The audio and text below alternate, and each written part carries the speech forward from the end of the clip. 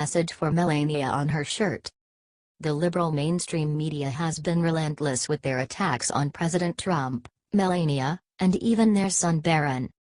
For months we have heard these rabid liberals screeching and calling Trump a racist and a bigot, but now they are focusing their attention on Melania. Just a few weeks ago, when President Trump and Melania visited the victims of Hurricane Harvey, a liberal fashion critic berated Melania for her choice of footwear. Joy Behar of The View mocked Melania last week on the air after DACA was reversed, saying that Trump only liked immigrants that he could marry. These hateful liberals have mocked Melania for her accent, her clothing choices, her modeling career, and now they are insinuating that she is also being held captive by President Trump. They have tried everything they can to try to destroy Trump and it hasn't worked, so now they will try to rip apart his marriage. These people have no shame whatsoever and will stop at nothing, but Trump and Melania are much stronger than these liberals and their childish attacks.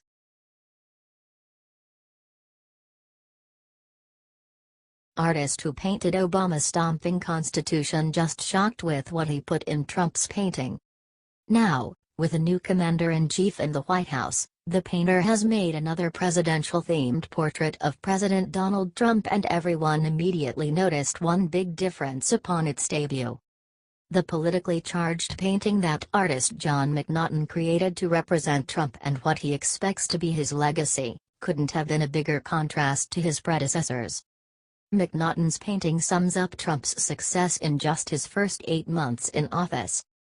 McNaughton's painting of Donald Trump's presidency in contrast, Obama said that the Constitution has no meaning, and he has continuously ignored the laws within it. McNaughton released an accompanying YouTube screen share video for his painting. The video shows McNaughton painting the piece with a soundtrack that emulates a movie trailer. McNaughton explained his position behind the painting.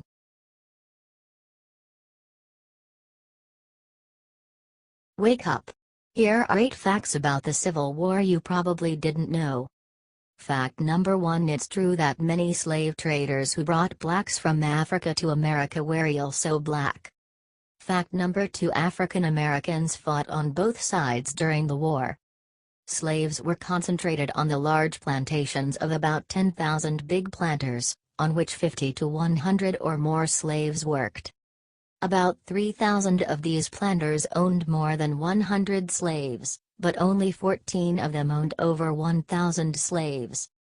Fact number 4: of the 4 million slaves working in the South in 1860, about 1 million worked in homes or in industry, construction, mining, lumbering or transportation.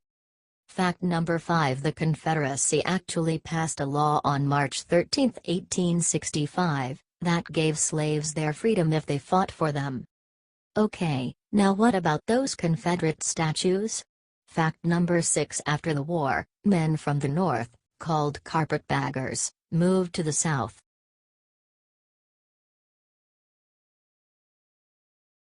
Gerardo Serrano is a revenge-seeking, lawful gun-owning, Kentucky Republican whose truck was illegally seized for the most ridiculous reason you can think of. The bullets found in his truck were lawfully owned because Serrano is a lawful gun owner. Customs seized Serrano's truck under so-called civil asset forfeiture, laws that allow agents to take property from citizens if they're merely suspected of a crime. The customs agents who seized Serrano's truck sounds like a law that can be easily abused.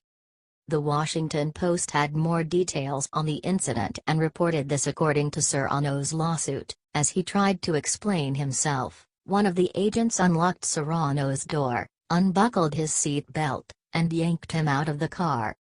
"You have no rights here." Serrano was arrested with no charges, locked in a cell with no food, his truck was taken, and now we're dealing with some crooked forces of the law.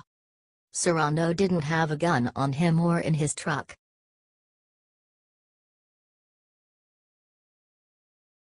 Huge US is pushing for microchipping kids ASAP for disturbing reason. Do you support this? As a parent, the thought of your child be taken by a stranger is absolutely horrifying, and we would do anything to protect them. Would you go as far as to chip them? In a news report that ran on NBC, the idea of normalizing microchipping children for safety was broached. Here is more from our Daily Ideas. An NBC News report that promotes the microchipping of children asserts that it will happen sooner rather than later and that Americans will eventually accept the process as something just as normal as the barcode. Microchipping would be an extra layer of protection if something bad does happen. Rodriguez Neely goes on to explain how she has braved skepticism from members of the local Tampa Bay moms group, people like Carrie LeVay, who are wary about implanting their own children. The piece flips back to pushing the idea when it quotes electronics expert Stuart Lipoff, who asserts that microchipping children is safe and inevitable. NBC reporter Melanie Michael appears to agree, remarking that the size of the chip is very very small and that the expert tells us this will happen sooner rather than later. You can bet somewhere someone someday is going to pull this off and we could see those microchips in everyone, she adds. Of course, parents want to protect their children, but this seems to be going just a tad too far, and where does it end? A government that desires to place an electronic device into a person's body in order to track them is pretty terrifying. What happens if the government does not like where someone goes, and where is the information fed to? The reason that the government wants this to be implemented is in order to have control over the people, and that is it.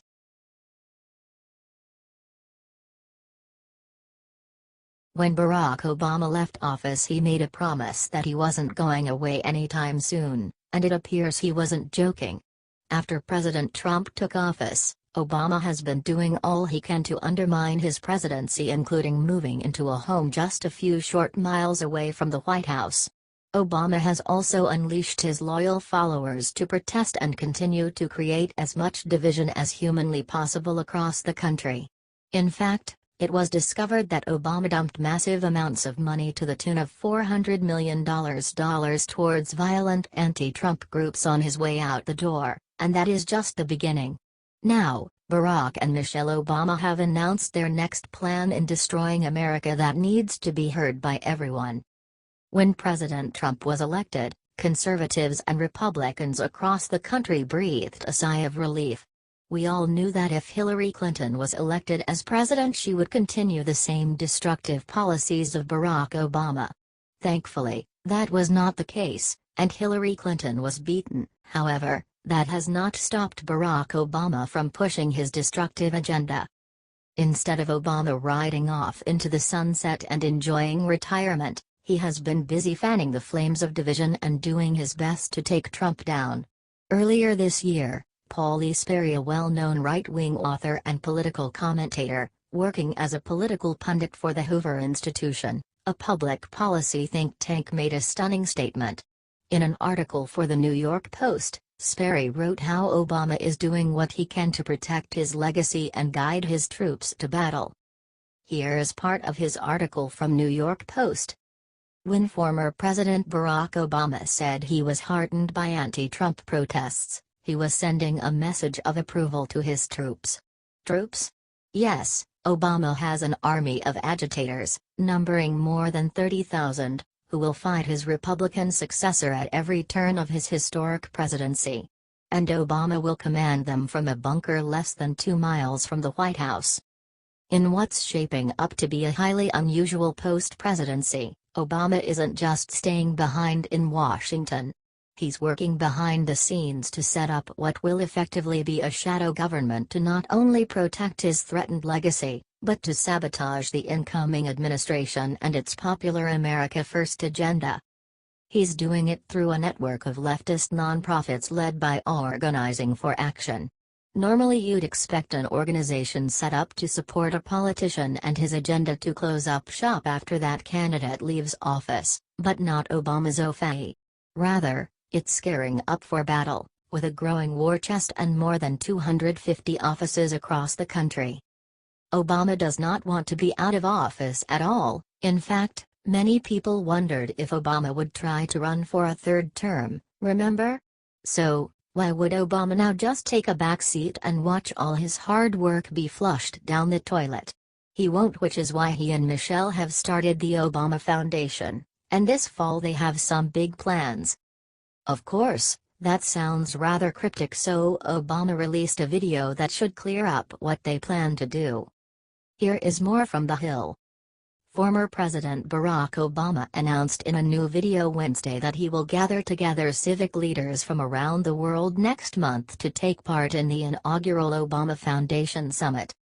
The summit in Chicago will allow young leaders to exchange ideas and learn from one another, Obama said in a video released Wednesday. "We want to inspire and empower people to change the world," Obama says at the end of his video message. "And we hope you'll be a part of it." The summit will take place in the city that will host Obama's presidential library and his presidential center. Obama left office in January and since then has seen President Trump take aim at many of his policies. Trump sought to repeal the Affordable Care Act, has pulled the United States out of the Paris Climate Agreement, and just last week started to wind down Obama's program allowing people who entered the country illegally as minors to remain and work here. Obama has spoken out against many of Trump's moves as they have happened. When he left office, Obama said in the video that he has asked people to believe not in my ability to bring about change, but in yours. With the summit, Obama said he and his wife Michelle Obama want to hear directly from the future leaders we want to cultivate. "And what makes me so hopeful, so optimistic, is that so many of you have shown up, dived in and embraced the kind of active citizenship that makes our democracy work," he said. It is clear that Barack and Michelle Obama are not going to away silently into the night. For the last 8 years, they have worked tirelessly to destroy the country and they're not ready to let go. We need to stay vigilant and continue to push back against these dangerous individuals and their plan to destroy the United States. Please be sure to share this story so that everyone can be aware of what these dangerous individuals are up to now. HT, Occupy Democrats.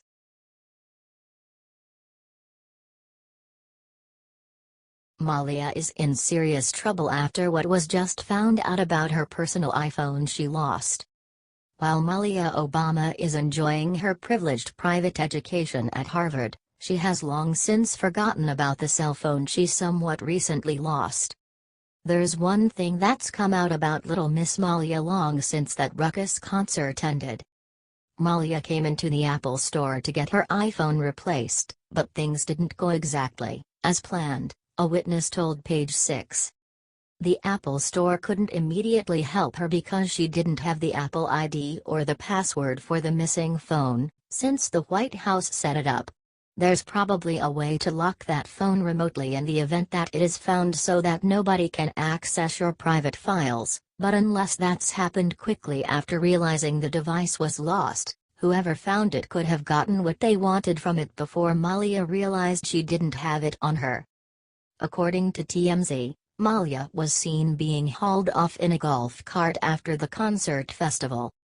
Malia has been raised with privilege and entitlement, and now that she's not a kid anymore, she's opened herself up to public scrutiny with her adult antics, despite what rules liberals claim about kids being off-limits, so long as they aren't President Trump's grandkids.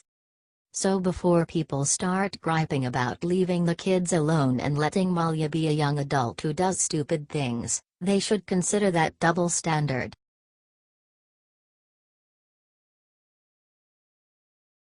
Kim Jong-un in hiding after he hears who is about to send in decapitation unit to end him. The Independent reports about South Korea's elite force, trained to deal with Kim Jong-un, should the opportunity arise. The last time South Korea is known to have plotted to assassinate the North Korean leadership, nothing went as planned. Now, as Kim's grandson, Kim Jong-un, accelerates his nuclear missile program, South Korea is again targeting the North's leadership. A day after North Korea conducted its sixth, and by far most powerful, nuclear test this month, the South Korean Defense Minister, Song Young-moo, told lawmakers in Seoul that a Special Forces Brigade defense officials described as a decapitation unit would be established by the end of the year. At the same time, The South's increasingly aggressive posture is meant to help push North Korea into accepting President Moon Jae-in's offer of talks. While Secretary of State Rex Tillerson has said the United States does not seek leadership change in North Korea, and the South Koreans say the new military tactics are meant to offset the North Korean threat, the capabilities they are building could be used preemptively. More from our source about South Korea's growing military efforts in the face of the North Korean threat. Moon has vowed to expand the defense budget to 2.9% of South Korea's gross domestic product during his term, from 2.4%, or $35.4 billion, as of this year. In a Twitter post last Tuesday, Trump said, "I am allowing Japan and South Korea to buy a substantially increased amount of highly sophisticated military equipment from the United States." South Korea has now introduced 3 arms buildup programs: Kill Chain, the Korea Air and Missile Defense Program, and the Korea Massive Punishment and Retaliation Initiative, which includes the decapitation unit. Under the Kill Chain program, South Korea aims to detect impending missile attacks from North Korea and launch preemptive strikes. In recent years, North Korea also has flight-tested missiles from submarines, which are tougher to detect.